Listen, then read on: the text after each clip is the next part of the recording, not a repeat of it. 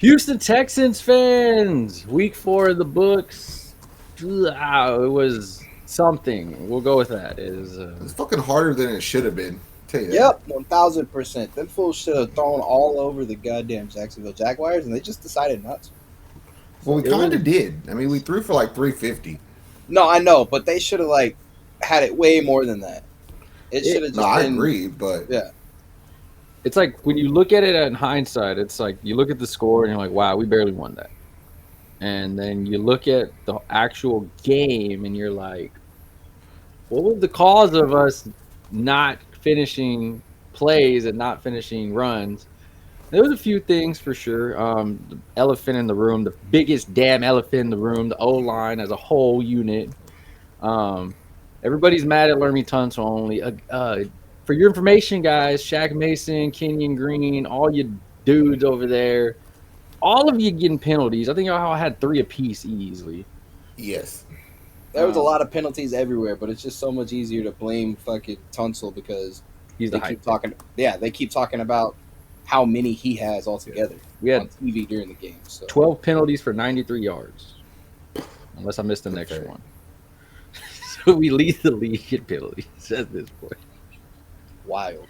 I think I missed one. I think I missed the Steven Sims one, so it should have been like 13 for some.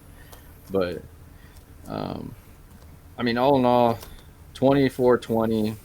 I said it was an ugly win. D'Amico Ryan says there's no such thing as an ugly win. I'm guessing that was He, just, he has to say that. yeah, I know. Easily now, 4 weeks in a row, the Texans could have lost every single game. Could have been 0-4 easily. Hmm. Um, I guess bright spots of the game. Y'all want to start with that? Y'all want to start with the ugly elephant in the room? What's the ugly elephant in the room? O line. I mean, we know that. Yeah. They just got to change it on. Like, what's the point of I, talking about it? Like, what can you do? You what can't do about? nothing.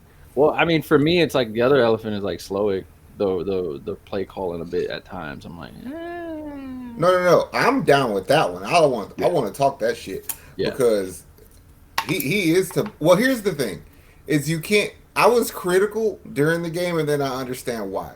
So I feel like this. It's like, okay, fuck.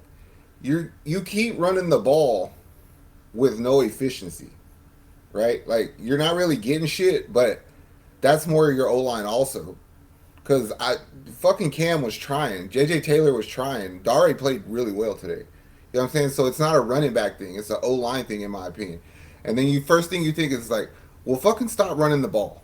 And it's like, no, we run the ball because it sets up play action. And then the problem is, we fucking run no play action. yeah, So what are we doing here? You know what I mean? And I know what uh, to do, but you can't go away from it because they're missing their 2 starting linebackers. Josh Allen got hurt, so it's like you have to continue to attack them. And after a while, those gut punches were hurting. That's why we drove that last drive fucking fairly easily, to be honest with you. Like that was yeah. easy. 60+ yards. Yeah, it was a momentum shift for sure. Easily as it went on, it was like, oh, you could see them crumbling and crumbling and crumbling. It's like in tug of war when you're pulling, you see their feet about to get to the line. That's how it felt. Just like, oh yeah, I'm really hesitant to just blame Slowick for a lot because it's obvious to me that whatever he's attempting to do is probably going to work. And the reason I say that is because as good as Dare was today, all of it came in the pass. Meaning that's an aspect you brought Joe Mixon here for, not Cam. So you weren't doing that with Cam. true. So maybe when Mixon gets back, it will be a little bit easier for the offense. So I get why Slowick don't want to deviate from that, but in the heat of the battle, if you could on the fly change that shit up, it would make me feel a lot better. Yeah, it was. Looking at it after having to watch it live was a little different. Dissecting key parts of it. I mean, we know what's going to happen. D'Amico's going to come out and say the O line has to do better. We know it's Mm-hmm. true. Slowick is working with what he got. No Tank Dell, no Joe Mixon, no Damian Pierce. You're being honestly, you're working with some Robert Woods and them. I mean, Diggs and Nico, hell of a game from both of those guys to help out CJ. But Combined from the tight end position, also like you probably got like 70 yards between Stover and Schultz. So like they did their thing there too, considering they really didn't run plays for him. So I'm good with that. The running game was okay. We got 100 yards. It's not that we did bad. You just didn't do good. Like we wanted it to. should have been easier, in my opinion. No disrespect to Jacksonville, but fuck those guys. Like we should have. What? I have a question. I have an What answer. the fuck is up with Steven Sims, huh? Oh, that guy. He'd probably be Yeah, I don't know if he's Yeah. gonna be around too much. I won't be surprised if he's kicked off on Monday bright and early. If I was him, I would have cleaned my locker out today. I would have been like, all right, I'm just gonna take my valuables and we'll see what happens in the morning. Because you started off bad. He fucked up twice, and then on the second one, when they finally put him back in, he got an unnecessary roughness call. On a And like, before, On the he's dumbest, so like, stupid, bro. I guarantee you, if we would have got that ball that he muffed, we would have scored on that. Cause CJ came out on fucking fire, son. I think he was 16 for 17. Like, he wasn't missing, right? That momentum would have blew him out. I think that did fuck the game up a little bit for us. Yep. And that's where it's like, all right, I can't blame the offense. I can't blame the defense on that. Like, people are like, oh, the defense should have stopped them. Bro, you just stopped them, and then your boy over here muffs the shit out of it. And gives it Sets to him them on up the perfectly. fucking 2 or some shit. Yeah, I was like, come on, bro. Like, you can't get mad at the defense. Because now, I'd get it. Will Anderson and Danielle Hunter, I didn't know where they were at most of the game. It was a quiet game for him, honestly. Yeah, it's not really acceptable in my opinion. Yeah. But I Yeah. mean, you have to.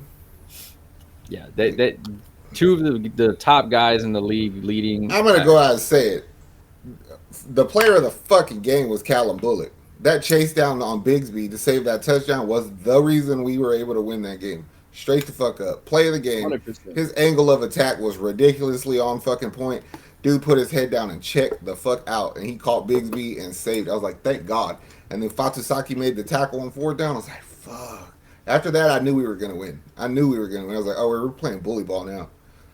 Yeah, Fatukasi fucking smacked that dude up right before he made it in, and I was like, all right. I like how Aziz Brian Thomas got that unsportsmanlike for doing that, and then Aziz he was like, and he just He went. You gotta think about it, bro. You already got fined. He went. Oh wait, hold on. Yeah, Like you said it, aside from like not as much pressure as I wanted from the ends, I didn't have a problem too much with the defense. The only thing I noticed is toe went back to missing tackles. And then 2, like people are not gonna want to hear this, but something has to be done with Jalen Petrie because they're attacking him. They're running people in motion and they're stopping them in the slot and they're making Petrie guard that shit ones. And as great as you are at stopping the run and playing at the line, you're not great in coverage and they're attacking you. that's what they do. They started attacking the weakest part of that defense and see if they can beat you. Luckily for us, I mean, being honest, Trevor Lawrence missed a lot of key passes, overthrows. Yes. Some of those would have been bombs. I'm saying next week we play fucking Buffalo. That shit's probably not going to get missed. So you got to figure that shit the fuck out. Yeah. Or apply the pressure. So the 2 guys that were yes, missing on the milk carton. in the interest of being fair to everybody, I'm gonna call out Stingley also. Like, dude, quit fucking missing tackles. Yeah, you literally got shook out of your shoes by Tank Bigsby earlier. Yeah. Stop that. Yeah, that was bad. Got shooketh 2 weeks in a row, bro. He had some moments, so I'm gonna give you that one. But No, he's doing good, but there's also plays where it's like, all right, dude, that could have been fucking 3rd and 6 and not fucking 3rd and 3 because you bullshit wrapped up his leg. Yeah. Yeah. Oh, there's a lot to clean up. But this is not Texans football. Shut the fuck up. I don't know what Texans football is yet, but I can tell you what Texans football is though. Nico fucking Collins, because this dude is balling. Today, though, CJ Stroud becomes the 3rd quarterback in NFL history to have 3,000 passing yards in his first 10 games. He's there with Kurt Warner, Patrick Mahomes, CJ. But Nico Collins, franchise record for most receiving yards through 4 games. He is on pace right now for 2,078 yards, which is ridiculous. But He is he is killing defenses that insist on playing zone defense against us. He is doing Travis Kelsey from the outside. He is running deep digs and slants and just stopping. And CJ's like, all right, I know how to do this. It's so fucking effortless for those two. I love it. I ain't bitching about none of it. I mean, Diggs is good because he's getting. I think he's clearing space out for him. Schultz played a good game today. Mechie got a catch today. Yeah. Robert Woods got his head taken off today. But he tried. I'll give him that. all right. Well, we know we got to clean up. It's not gonna be. I don't know. We'll figure the rest out on as the week goes on. I'm just glad we got the win. I over guarantee you the- Mixon plays this week. Yeah, I could see that. He looked. He was almost ready to come back easily. So, I don't know. O-line, I don't know what to tell you anymore. Just figure it the fuck out. It's blame the coaches. Quit. Yeah. No longer accept the coaches blaming the O line. You're responsible for him. Fucking fix it, coach. Fix it. No, that's true. All right. Well, any last minute words for the Texans? Keep doing the good and fix the bad. Stop stressing me out. No, I actually like it, bro. That last drive for the win was so much fun to me.